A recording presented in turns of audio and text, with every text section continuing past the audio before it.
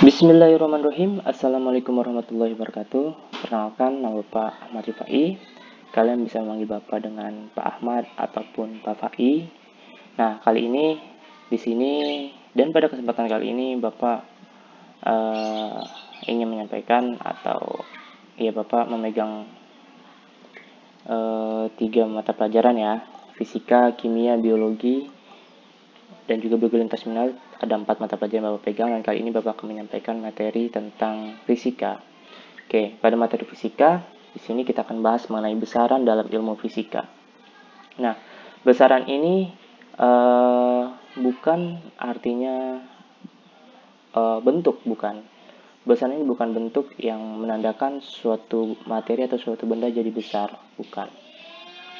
Tapi besaran ini merupakan suatu acuan yang digunakan untuk mengukur. Yang digunakan untuk mengukur. Jadi besaran ini bukan terdiri dari 2 kata ya, besar dan an, bukan. Tapi besaran ini adalah satu kesatuan dalam ilmu fisika. Kita akan lanjut. Besaran di sini pengertian adalah sesuatu yang dapat diukur dan memiliki alat untuk mengukurnya. Jadi besaran ini menggambarkan suatu benda atau menggambarkan sesuatu yang dapat diukur. Ingat, sesuatu yang dapat diukur dan memiliki alat untuk mengukurnya. Contoh, misalkan bensin. Bensin bisa kita ukur nggak? Bisa, Pak.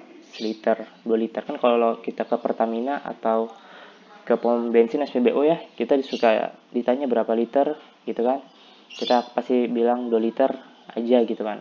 Nah, itu adalah bensin itu bisa diukur atau cairan itu bisa diukur. Satuannya apa? Satuannya liter. Apa alat ukurnya? Yaitu literan. Kayak gitu. Nah, sekarang di tugas pertama yang harus kalian tulis di buku adalah dari stimulus yang Bapak kasih ini tentang besaran. Tulis apa saja hal yang bisa kita ukur di sekitar kita. Hal apa saja yang bisa kita ukur di sekitar kita. Nah, yang bisa diukur dan juga punya alat ukurnya. Tadi Bapak kasih contoh tadi bensin. Bensin itu adalah bisa kita ukur dan alat ukurnya adalah literan. Nah, sekarang kalian coba cari lagi, ditulis di bukunya, lalu nanti tugasnya dikirim. Nah, kita akan lanjut ya. Nah, di sini Bapak ulang sekali lagi ya. Jadi yang namanya besaran adalah sesuatu yang dapat diukur dan memiliki alat untuk mengukurnya. Di sesuatu yang bisa diukur, ditakar, dan punya alat ukurnya. Misalkan kita menggunakan penggaris, kita menggunakan literan, meteran, atau kita menggunakan stopwatch, kita menggunakan jam atau yang lainnya. Kita akan lanjut di sini. Coba kita akan bandingkan 2 video ini. Pertama di sini ada balapan MotoGP dan juga ada Wonderful Indonesia. Kita lihat dulu di sini. Kira-kira, kita play. Finally, the wait is over and the 2019 season is underway. And what a start we had to the year.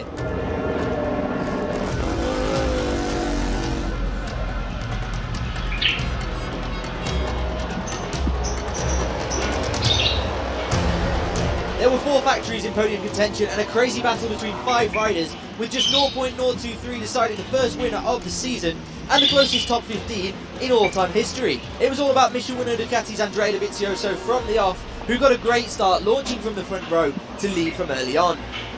Ultimately though, it all came down to an epic last lap battle between the Italian and of course world champion Marc Marquez as the pair exchanged places during the race, and the 2 rivals went toe-to-toe once more. It was the horsepower of the Duke though that was fastest down the straight into the last lap, taking the lead. The number 93 had a big moment but managed to salvage it. Sekarang kita akan lihat dari cuplikan MotoGP ini. Menurut kalian, apakah MotoGP ini bisa diukur atau merupakan besaran? Kalian harus bisa menerka di sini ya, harus bisa mengira-ngira kira-kira ini besaran atau enggak ya. Yang bagian besarannya yang mana yang bisa kita ukur, kan gitu ya. Lalu kita akan coba setel di Wonderful Indonesia. Kita akan setel.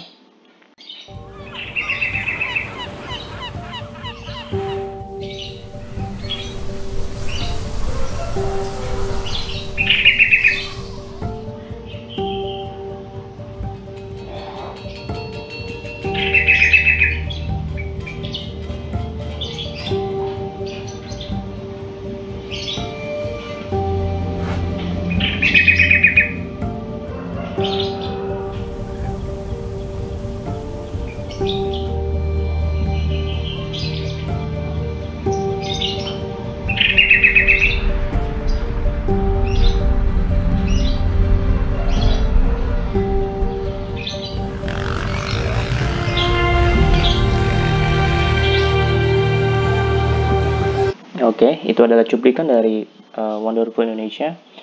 Arti kata wonderful adalah indah, bukan? Indah, Indonesia yang indah. Nah, sekarang kita akan bahas, apakah indah ini, wonderful ini merupakan suatu besaran yang dapat diukur, ataukah bukan? Jika merupakan besaran, apa alat ukurnya? Oke? Ini juga perlu kalian pikirkan di pembelajaran pertama kalian kali ini. Kita akan lanjut. Oke, kita lihat MotoGP versus Wonderful Indonesia tadi. Dari video berikut, manakah yang merupakan contoh dari besaran? Oke, ini juga tugas kalian, jadi tugaskan dari dua. Yang pertama adalah kalian menulis contoh-contoh hal apa saja yang bisa kita ukur di sekitar kita. Oke, lalu yang kedua adalah dari dua video yang tadi, MotoGP dan Wonderful Indonesia, kalian coba cari, coba telaah, manakah yang merupakan besaran. Bagaimana cara mencarinya, Pak? Bagaimana kita tahu itu adalah besaran atau bukan? Dilihat dari pengertian besaran itu sendiri, kita lihat. Besaran adalah sesuatu yang dapat diukur dan memiliki alat untuk mengukurnya. Contoh tadi bensin. Bensin ini adalah suatu hal yang bisa diukur dan alat ukurnya adalah literan. Kayak gitu ya. Nah, sekarang kita akan lanjut. Lalu besaran itu apa sih, Pak? Nah, besaran itu terbagi menjadi dua bagian dalam pembelajaran fisika. Ada besaran pokok dan juga ada besaran turunan. Besaran pokok adalah besaran yang berdiri sendiri tanpa bergantung dengan besaran yang lain dan menjadi dasar untuk menentukan besaran lain atau besaran turunannya. Sedangkan kalau besaran turunan adalah bergantung terhadap besaran pokok. Jadi besaran pokok itu ibaratnya besaran induk nih. Besaran pokok. Pokok namanya juga kan pokok kan, berarti besaran yang berdiri sendiri, tunggal, induk. Sedangkan kalau besaran turunan adalah besaran yang diturunkan dari besaran pokok ke turunannya. Nah, kita akan next lagi. Oke. Sekarang kita akan lihat. Jadi besaran pokok itu terdiri dari berbagai macam besaran. Ya, pada bagian ini besaran pokok memiliki 7 besaran yang wajib kalian tahu, dan ini hal yang wajib kalian hafal dalam program IPA, pembelajaran fisika. Nah, jadi besaran pokok ini sudah saya sematkan tabel ya. Di sini besaran pokok ini 6 besarannya. Mungkin kalian sudah tidak asing dengan besaran-besaran ini ya, dan sering kalian menjumpai. Dan pasti kalian akan mengira, oh ini tuh yang disebut besaran. Nah, seperti itu. Nah, ini adalah satuannya. Kita akan lihat besaran ini, kalau kita dari tabel dulu ya, dari tabel ini ada panjang, yang simbol besaran adalah L, satuannya adalah meter, satuan internasional meter. Simbol satunya adalah M, kayak gitu ya. Nah, dimensinya adalah L. Kita abaikan dimensi dulu lah, kita fokus ke nama besaran, simbol, dengan juga nama satuan. Massa itu massa, bukan gitu ya. Massa ini adalah suatu besaran pokok, lambangnya adalah M kecil, nama satuannya adalah kilogram, simbol satuan adalah kg. Jadi ketika kita nanya ke teman-teman kita, berat badan kamu berapa? Nah, bukan berat badan ya, kan kita suka menjawab berat badanku 40 kg, 45 kg. Nah, sekarang kita tahu bahwa yang diakhiri dengan kata kilogram itu bukan berat, tapi massa. Oke, yang diakhiri dengan kata kilogram bukan berat, tapi massa. Kita lanjut, di sini ada waktu. Waktu udah sering lah ya. Kita janjian jam segini. Nah, di sini kan kalau jam kan kita satuannya jam kan ya. Nah, di sini waktu dalam ilmu fisika satuan adalah second, S atau detik. Jadi satuan paling terkecilnya adalah detik. Yang keempat adalah suhu. Suhu ini adalah suatu derajat yang menentukan panas dinginnya suatu benda, itu suhu. Simbol besarnya adalah T besar. Satuannya adalah Kelvin. Lambangnya adalah K, lambang satuannya. Yang kelima adalah kuat arus. Kuat arus ini kuat arus apa sih, Kak? Kuat arus sungai atau kuat arus apa? Di sini kuat arusnya adalah kuat arus listrik. Nah, satuan simbolnya adalah I. Kuat arus listrik itu simbolnya adalah I. Di SMP kalian mungkin sudah belajar tentang kuat arus atau hukum listrik ya, hukum Coulomb listrik. I sama dengan V per R atau V sama dengan I kali R. Nah, di sini kuat arus listrik ini simbolnya adalah I kecil. Nah, satuannya adalah ampere. Dan simbol dari satuannya adalah A. Yang keenam adalah intensitas cahaya. Intensitas cahaya ini simbolnya juga I. Hampir sama ya, tapi di sini I-nya I kapital ya. Satuannya adalah kandela. Atau simbolnya adalah CD ya. Yang terakhir adalah jumlah mol zat. Jumlah mol zat ini biasanya dibahas dalam kimia, biasanya nih jumlah mol, jumlah molekul ya. Simbol besarnya adalah N besar, satuannya adalah mol, seperti ini. Nah, Besaran pokok ini wajib adik-adik pelajari dan wajib adik-adik paham. Nah, bagaimana cara mempelajari dan memahaminya? Ini bisa kita singkat dengan singkatan yang mungkin lucu ya. Singkatannya adalah SMP Jiwa. Singkatannya adalah SMP Jiwa. SMP Jiwa ini singkatan dari apa? S-nya adalah suhu. Oke. M-nya adalah massa. P-nya adalah panjang. J-nya adalah jumlah intensitas. Jumlah molekul zat. I-nya adalah intensitas cahaya. W-nya adalah waktu. Dan A-nya adalah arus listrik atau kuat arus listrik. Jadi 7 besaran pokok ini bisa kita singkat jadi nama SMP Jiwa. Bukan SMP 1 Maja ya, bukan ya, tapi SMP Jiwa. S-nya suhu, M-nya massa, P-nya panjang, J-nya adalah jumlah molekul zat, I-nya adalah kuat arus listrik, I-nya adalah intensitas cahaya, W-nya adalah waktu, dan A-nya adalah arus listrik. Kita akan lanjut ke besaran turunan. Nah, di besaran turunan ini adalah besaran turunan adalah besaran baru sebenarnya yang dihasilkan dari gabungan satu atau lebih dua besaran pokok. Intinya seperti itu. Sekarang kita lihat. Untuk mencari, kita lihat di tabel dulu ya. Jangan lihat ke sini dulu. Kita lihat tabel dulu. Di sini tabelnya adalah pertama, besaran turunan pertama adalah luas. Simbol luas kalau dalam luas bangun kan L, biasa L kecil ya. Nah, rumusnya adalah panjang kali lebar. Panjang satuannya adalah meter, lebar satuannya pun meter. Artinya luas ini memakai satu besaran pokok, yaitu adalah panjang. Panjang dan lebar itu kita kategorikan sama karena satuannya adalah meter. Nah, kita lihat volume. Volume pun sama.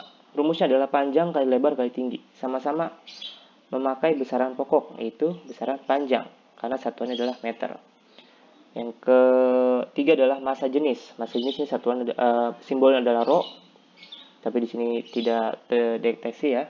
Nah, rumusnya adalah massa dibagi volume. Nah, massa dibagi volume ya. Di sini kita tahu massa itu kan di besaran pokok ya. Tadi massa satuannya kilogram. Dan volume tadi yang ada di atas ini panjang kali lebar kali tinggi atau tergantung dari volume benda tersebut. Artinya besaran turunan adalah, kenapa harus ada besaran turunan? Karena besaran turunan ini adalah besaran baru yang dihasilkan dari besaran pokok. Nah, besaran turunan ini nggak bisa berdiri sendiri. Dia butuh besaran lain untuk mendapatkan nilai luas misalkan. Kira-kira kebayang nggak sih kalian bisa ngitung luasnya berapa tanpa kalian tahu lebarnya berapa? Kalian cuma tahu panjangnya aja. Kira-kira bisa kebayang nggak sih kalian bisa menghitung luas? Kalian cuma tahu nih panjang tanahnya berapa. Kalian cuma tahu panjang tanahnya berapa. Tanpa tahu lebar tanahnya berapa. Apakah kalian bisa menghitung luasnya? Nggak bisa. Sama kayak volume. Volume, kamu cuma punya tingginya doang, tapi tanpa memiliki panjang dan lebar. Apakah bisa menghitung volume? Nggak bisa. Oke, seperti itu. Artinya besaran turunan ini butuh banget besaran pokok yang saling berkaitan satu sama lain. Jadi kalau besaran pokok itu bergabung, akan menjadi besaran turunan. Seperti itu ya. Nah, kita lihat banyak sekali besaran yang bisa dijadikan contoh pada besaran turunan. Karena sifatnya adalah besaran turunan itu komponennya merupakan gabungan dari satu atau lebih besaran pokok yang telah saya tadi jelaskan. Contohnya adalah kecepatan. Nah, kita lihat kecepatan. Mana kecepatan? Nah, kecepatan ini simbolnya adalah V. Sama seperti MotoGP tadi. MotoGP itu yang dilihat apa sih sebenarnya? Pak kencang-kencang kan? Siapa yang bisa duluan pertama ke finish kan? Nah, simbol dari kecepatan adalah V. Nah, rumusnya adalah S per T. S ini melambangkan jarak dan T ini melambangkan waktu. S ini jarak ini satuannya apa? Meter. Berarti kalau meter di besaran pokok apa? Panjang. Benar sekali. Makanya jarak itu diartikan sebagai panjang lintasan.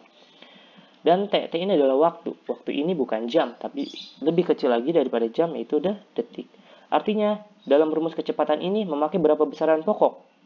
Memakai dua besaran pokok, S dan juga T. S-nya adalah panjang, T-nya adalah waktu. Nah, sekarang saya tanya lagi. Kalau misalkan di luas memakai berapa besaran pokok? Memakai satu besaran pokok. Karena kenapa? Karena hanya memakai panjang. Volume pun sama, hanya memakai panjang. Nah, sudah masuk massa jenis, ini sudah memakai dua besaran pokok. Di kecepatan pun memakai dua besaran pokok.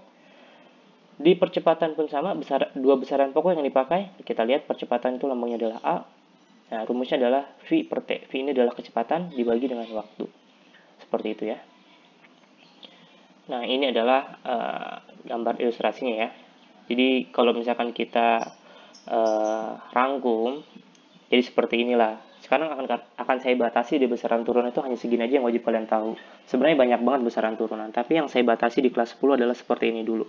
Kita lihat di besaran pokok tadi, singkatannya apa? SMP jiwa.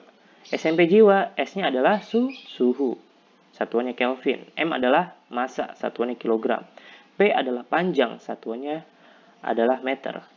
Terus J, jumlah molekul zat, satuannya adalah mol. I, intensitas cahaya, satuannya adalah kandela. W adalah waktu, satuannya adalah detik atau second. Dan A adalah arus listrik, yang satuan adalah ampere. Ingat ya, besaran pokok itu bisa disingkat jadi 7. Jadi SMP jiwa. Pak, kalau besaran turunan bisa disingkat nggak Pak? Bisa. Coba kalian cari sendiri singkatannya dan tulis di buku kalian masing-masing dan dikumpulkan. Besaran turunan ada usaha, ada flux, ada kecepatan, ada gaya, ada tekanan, ada percepatan, dan juga ada kerapatan. Dan banyak banget lagi besaran turunan yang bisa kita jadikan contoh. Nah, ingat besaran turunan itu adalah dihasilkan dari gabungan satu atau lebih besaran pokok. Contoh di kecepatan. Kecepatan rumusnya adalah S per T atau jarak dibagi waktu. Dia menggunakan dua besaran pokok, besaran panjang yaitu jarak dan besaran waktu yaitu waktu. Jadi seperti itu.